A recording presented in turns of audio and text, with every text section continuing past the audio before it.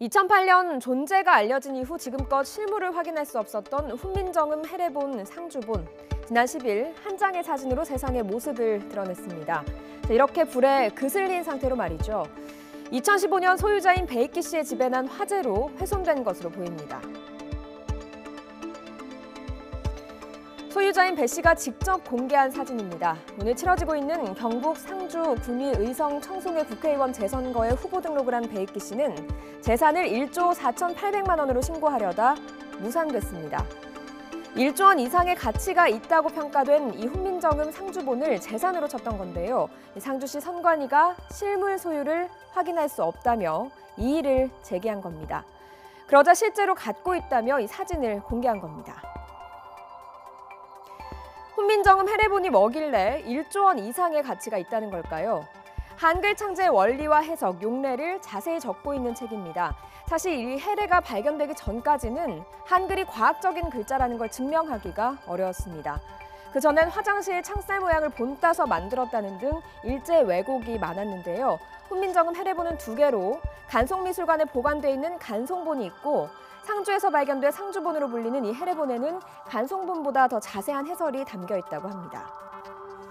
전문가들은 값을 매겨놓긴 했지만 1조 원보다는 이상이라는 글자에 방점을 찍어야 그 가치를 정확하게 표현할 수 있다고 설명했습니다. 아주 중요한 국가 보물인 거죠. 그렇다면 훈민정음 상주본의 소유권은 누구에게 있는 걸까요? 2008년 7월 집을 수리하다 발견했다며 상주본을 공개했던 배 씨. 하지만 골동품 거래상인 조모 씨는 배 씨가 고서적을 사가면서 상주본을 훔쳐갔다며 고 씨를 고발했고 주인 논란이 일었습니다. 대법원의 판결은 애매했습니다.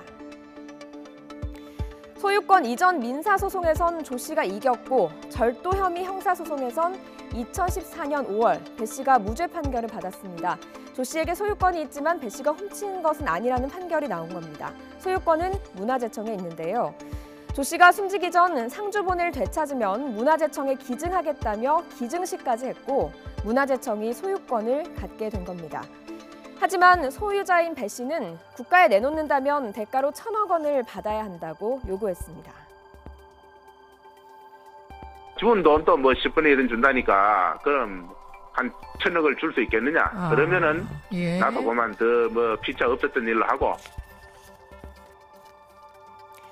그리고 최근 이 상주본은 배 씨의 국회의원 선거 공약이 됐습니다. 당선되면 국보 1호로 지정해서 박물관에 건립하고 보관하겠다. 또 완전히 공개하겠다 이런 선거 공약을 내세운 건데요. 국가에 내놓지는 않겠다는 겁니다. 이 국가 보물은 철저한 관리도 없이 어딘가에 깊이 숨겨져 있습니다.